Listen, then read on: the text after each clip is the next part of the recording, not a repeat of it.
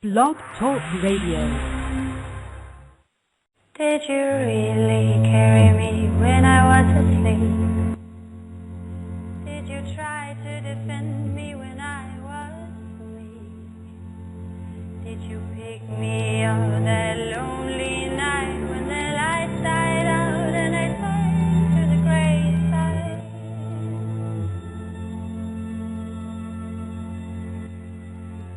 Did you carry me when I was asleep? Now you're out on the bottomless sea, so it's time for you to lean on me. Hemp Hemp!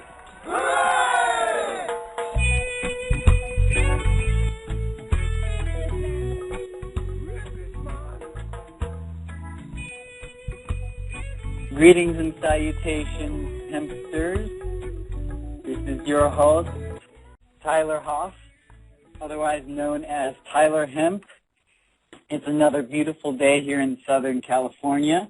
This is HempAware Radio, and we are having an amazing hemp episode planned for today. Our special guest is the creator of the Hemp Hut, and he has an organization called Hemp for Humanity. A mutual friend of ours, Eric Hempseed Lloyds, connected us, and thank you so much, Eric. And I'm so excited to have him on the show today. I hear he's full of hemp-educational material. So before we get started, today's show is entitled The Benefits of Cannabis Hemp. There are so many directions we could go with this, and honestly, we could have a radio station that is simply dedicated to just sharing the benefits of hemp because the list is so substantial. So if you didn't know already, there was an article published in the 1938 Popular Mechanics magazine stating that hemp can be used to produce more than 25,000 products ranging from dynamite to cellophane. So that was in the 30s, folks. 1938 Popular Mechanics magazine is stating that there's 25,000 products. So I still haven't seen the whole list. However, we sure are working on creating it. And if you go to HempAware.com and visit the Hemp 101 section, you will see all the different uses that we've come up with so far. And feel free to email us, call us, send in your suggestions or your ideas on what else could be made of hemp. And as a matter of fact, I believe that our friend David Pillar, who's on the line with us today, has a hemp sink. So let's see if he's on the line. David, are you with us? Yeah, hi, Tyler. Thanks for having me today. My pleasure. Thank you so much for being on the show. And David is going to help us continue adding to that never-ending list of the benefits and uses of the cannabis hemp plant. It's a pleasure to have you on the show, David. I know you're doing such great work in the hemp movement, and you're always at different events and educating and raising awareness, lobbying, getting signatures for the different laws that are trying to be enacted and passed. So thank you so much for everything that you're doing. I really appreciate you, bro. Oh, you're welcome. Thanks for all that you're doing to raise awareness as well. Oh, it's my pleasure. I know it's why I'm here on planet Earth, is to empower and hemp-educate your hemposphere, or, as many people as possible so that we can experience a paradigm shift on this planet and we can experience peace in our minds and love in our hearts and be able to experience it tangibly. So I'm curious, how long have you been involved with or known about the benefits of hemp, David? I've known about hemp for about 22 years now. I first Wow. learned about it. Yeah, I first learned about it when I was going to college at University of Arizona back in 1991. Very that cool. was my first introduction to the topic, and it's only been in the last 6 years where I've been more dedicated on just the hemp movement itself. Of course, since I first learned about it, definitely took advantage of different opportunities to educate friends, family, coworkers, whatever, about hemp. But it's just been about a 6-year journey of really committing myself to doing what I can to take this ball across the finish line and help us co-create a more hempful future. Beautiful. Well, thank you. So what are some of the ways that you consume or use industrial hemp on a daily basis? Well, on a daily basis, I wear hemp clothing. On a daily basis, I clean my body with hemp soap and wash and condition my hair with hemp shampoos and conditioners. Or hemp foods in the diet, whether hemp seed or hemp oil. So I use them pretty consistently. Very cool.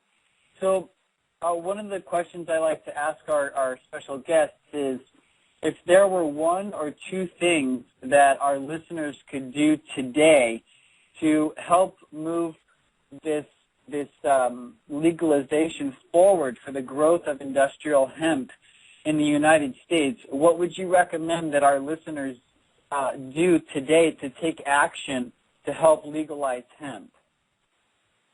Well, the first thing I would suggest people do is visit votehemp.com. That Vote Hemp is the only group in Washington, D.C. focused specifically on the industrial hemp issue. And they have done a remarkable job over the years of building a platform that enables people, one, to find out what is the latest at the federal level and state level on various hemp legislation, and they also enable people to take that a step further and actually contact their senators, their representatives, and become engaged in the democratic process. Right now, there's a bill in both the Senate and the House called the Industrial Hemp Farming Act that is one of the most straightforward pieces of legislation our Congress has ever seen.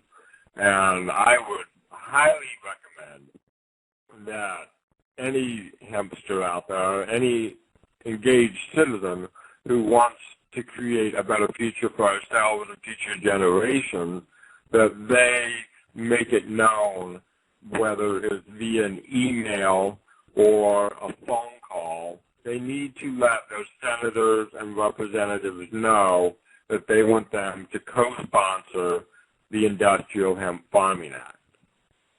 It's perfect. So they can go to votehemp.com, check out your local representative, find out their phone number.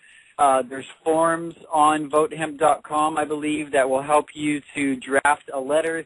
You can customize it, whether you're a business owner, whether you're a consumer, whether you're into politics, whether you're into the environment, whether you're into health and wellness. No matter what it is that you are dedicated and committed about, hemp can be integrated into your life. It can improve the quality and the integrity of what you have to offer, the services, the products that you have to offer. So thank you so much, David. Now my other question is, beyond having people contact their senators and representatives from Vote Hemp about the federal issue, they can also find out what is going on in their state. This year alone, there have been over 20 states that have introduced hemp legislation. Some, like Kentucky, have already passed legislation to restore hemp to their farmers. And so what we need people to do is also, in addition to the federal level, bring it to the grassroots, bring it to the state level, and make sure that your local and state representatives are made aware about industrial hemp. If there's a bill pending, let them know that you expect to see their support. And if there's not a bill already pending, help initiate some grassroots action to get a bill introduced. Exactly. Okay, so if check out your state, your city, who in your area is supporting hemp. Another thing we can do always is to support organizations like hempforhumanity.org, which is David Pillar's organization to help continually raise awareness about hemp and take action in legalizing it so we can start benefiting from it as a society, as a country, as a nation, as, this whole planet. David, the subject of our show today is the benefits of cannabis hemp. Now, we both know that this list is endless and that we could have a radio station just dedicated to the benefits of industrial hemp. But I'm curious, what are some of your favorite benefits or some of the benefits and uses of hemp that you like to let people know about that are easy to consume or just, a really great commodity or material or finished product that you think will bring a lot of value to our society? What are some of your favorite benefits or uses of industrial hemp? Well, that's a really good question. And like you said, the list is pretty much endless as to the benefits that hemp can provide. I would have to say, though, that I firmly believe that the biggest benefit hemp provides is that it enables us to actually build a sustainable future. I think when you look around at the health of the planet, you see that we are in serious need of some healing agents for our land, for our air, for our water, and that's, to me, one of the biggest benefits of hemp. I was a tree hugger before I was a hemp hugger. And, if you look at the health of the oceans, for instance, the oceans are dying a lot of places, and the reason they're dying in a lot of places is because of agricultural runoff, of pesticides and herbicides that have made their ways from our ground into our water tables, into our streams, into our rivers, and into our oceans. And to help heal the oceans, we need to shift what we're doing on the land. And hemp is a crop that can be grown without the extensive use of pesticides is an enormous positive thing that we can do to help heal our oceans. And, on that same line, it's like our air is extremely polluted right now. And if you've been paying attention to the news, you know that just in the last month or so, we have passed 400 parts per million of carbon in the atmosphere. And our scientists tell us that 350 parts per million is a safe level for us to be able to sustain life. So we're well beyond a safe level. And what we need to do is to bring that carbon and put it into the ground and help to convert that carbon into oxygen to clean the air and make our life more habitable on the planet. And that kind of steers me into one of my favorite uses. I think one of the uses that excites me the most is industrial hemp for use as a building material.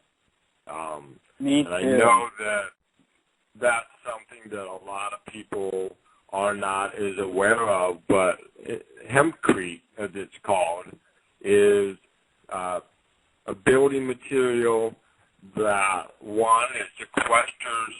Let me just back up. Hempcrete is a mixture of hemp, lime, and water that you can use for building homes, doing buildings. There's probably no limit to the type of construction applications you can use from it.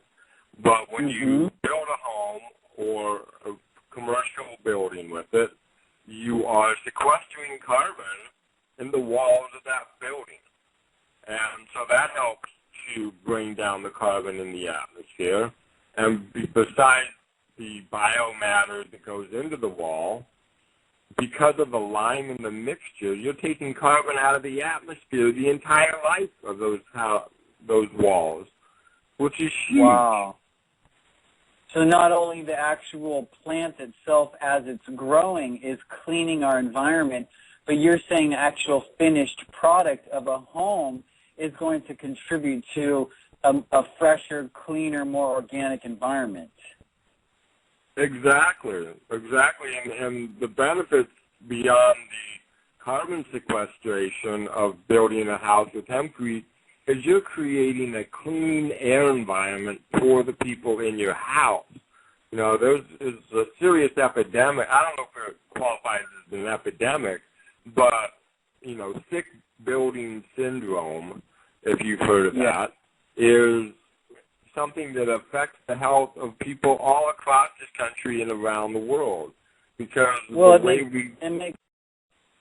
makes sense. We've got plaster, drywall that easily molds. We've got heavy metal-laden paints, you know, with lead, all the formaldehyde and different toxic glues that they're using in subflooring and carpeting. It's true. I believe it is an epidemic, and I'm very much committed and dedicated to empowering the world with these industrial applications, especially construction. So we're going to go to a commercial break here, and we will be right back with our dear friend David Pillar. Have you visited bulkhempwarehouse.com today? Discover dozens of bulk hemp products for great prices.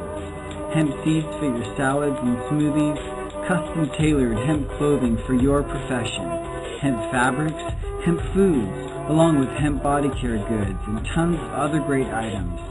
Visit bulkhempwarehouse.com today to get the best prices and a huge variety of healthy hemp goods for you and your family. Hemp protein, hemp oils, hemp yarn, hemp books, and raw hemp fibers. Connect with us today and tell us what your project is and how we can help integrate hemp seamlessly. Just visit bulkhempwarehouse.com today. Welcome back. This is your host, Tyler Hemp with HempAware Radio. We have a special guest on the line with us today, David Pillar. And David, where are you based out of? Oregon? Actually, right now I'm based out of the Bay Area in Oakland, California.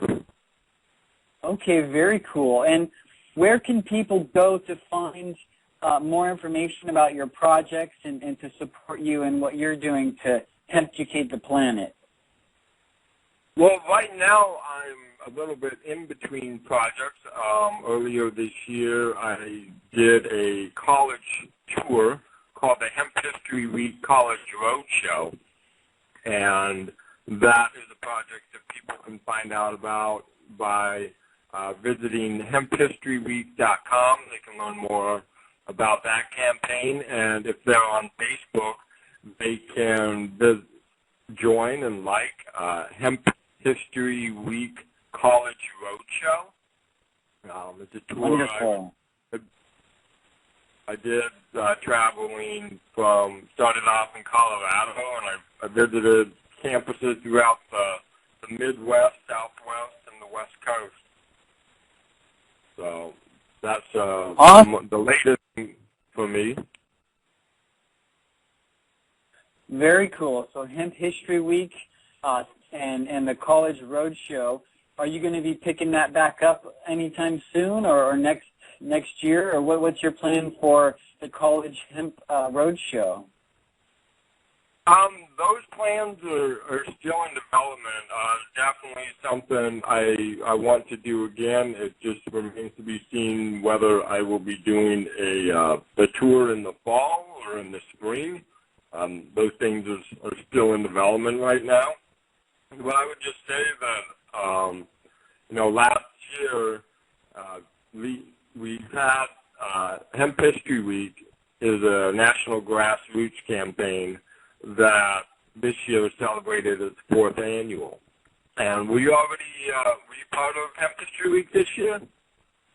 Yes, actually, I went up to the premiere broadcast of Bringing It Home, which is a fantastic documentary about industrial hemp, growing it here in the U.S., as well as building it and using it for building materials. So, yeah, myself and my beautiful hempress and my dear friend Eric Hempseed Loyce, we all went to the premiere broadcast of Bringing It Home up in Hollywood, and we got to touch shoulders with some awesome hemp heads, Steve Levine from Hemp Industries Association, and David Bronner and Michael Bronner, and all kinds of really great, entrepreneurs. So it was a blessing to be able to connect with people like that and know that we're all working together on this movement to change the perspective of our government, which we are our government. So the more we, work together and communicate and spread the word, we're going to make the changes. So we're doing it.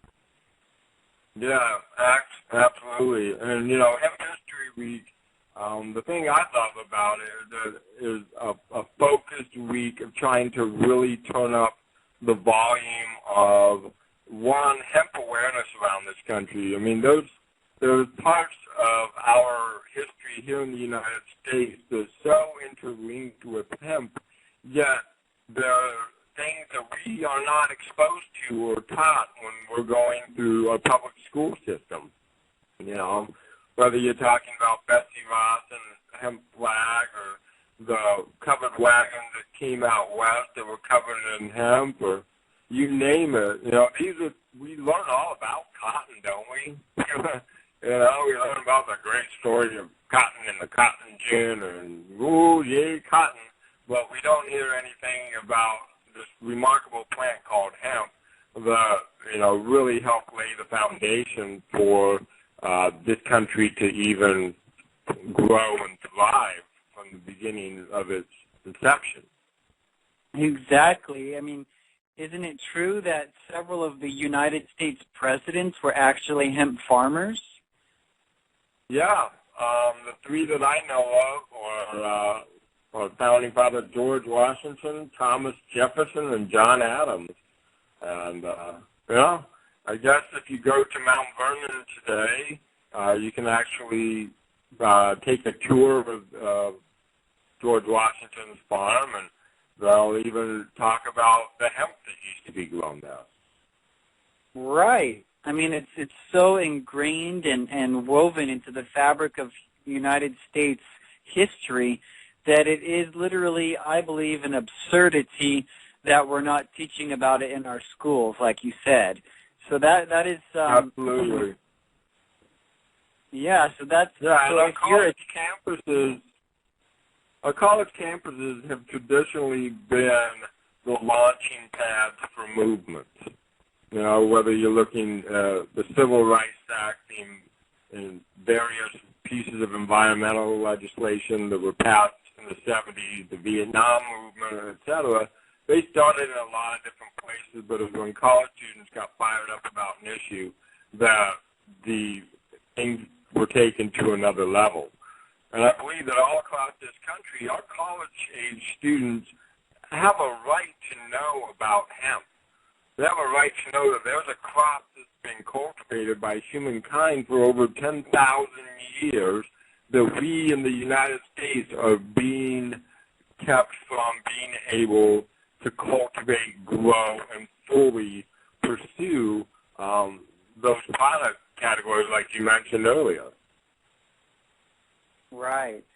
Well, you're right on with that. I believe, too, that the more students and college students and even elementary, junior high, and high school students, if we can somehow inspire them or inspire the teachers and the administration to see the benefit and the value of industrial, non-psychoactive varieties of cannabis, that this is literally going to transform our planet. It's going to change the way that we treat each other, the way we do business, and I agree. So we only have about 5 minutes left, and I wanted to ask you a big question, David, just to finish up our show here today, and you can expound upon it as much as you'd like. But my question for you is, what is your ultimate goal and or vision for hemp in your life and in the world? Wow. That is a very good question. My ultimate goal is to improve the quality of life of people in this country and around the world. And I really believe that industrial hemp is foundational to the betterment of the quality of life of people everywhere. You look here in the United States, it's obvious that we have a serious health epidemic with diabetes and obesity, to name just two. And part of that is because of the industrial agricultural model and the food that our citizens are eating. And hemp is one of the healthiest foods on the planet, is necessary to turn our health around. My ultimate goal is to help regenerate and revitalize our overworked soils and to help our communities thrive with materials that are grown close to site, processed close to site, where we revitalize our rural communities and we revitalize our native communities. I think that we in this country have a big gaping wound in our relations with the native peoples that were here before settlers first arrived. And I think one of the best ways that we can heal that wound is to bring hemp back and have projects that are bringing hemp cultivation to the reservations, bringing hemp processing and industries to the reservations. Ultimately, my big goal is to make it possible for farmers all across this country and around the world to grow hemp in their communities, to make whatever hemp products they want to make in their communities, and to help heal our air, our soil, our water, and our bodies. Amen. That is a beautiful vision, and I am right on board with you on that vision, because I believe, too, that hemp is the number one solution to restore our health crisis, our environmental crisis, our financial crisis, our water crisis, and our war crisis. The fact that we're just going to war for stupid reasons and it's unnecessary. We can live in harmony. We can live in peace. And I believe that restoring the growth of hemp in the U.S. is going to be a pinnacle turning point for humanity. And I am very thankful that Germany and France and England and Austria and Spain and all these industrialized nations are currently growing hemp. And I thank them for being the leaders. And hopefully, the young little United States nation will wake up to their older, to its older siblings, so to speak, all these other nations that are leading the way. Even Canada, look at our borderline with Canada, and they're thriving. They've got an amazing hemp economy going on. So I'm so thankful to have David on the show with us, and what a privilege and an honor to be working with somebody that's so dedicated to empowering and educating as many people as possible. And thank you so much for sharing your vision with us today. And hopefully we'll have you on the show again sometime, David. That would be great. Thanks so much for having me today. Thanks for all the listeners tuning in. And be sure and visit votehemp.com. We've got an incredible opportunity in this off-election year to really take this ball to Congress and demand action and help open the door to a hempful future, which is that hopeful future for all of us. Amen. Thank you so much, everybody, for tuning in to HempAware Radio. This is your host, Tyler Hemp, and we will be broadcasting every Tuesday, 11 a.m. You can visit all of the archived shows on the podcast on the iTunes platform. You can also visit blogtalkradio.com/HempAware, or you can visit HempAware.com to get hemp-educated. We love you so much. Have a blessed day.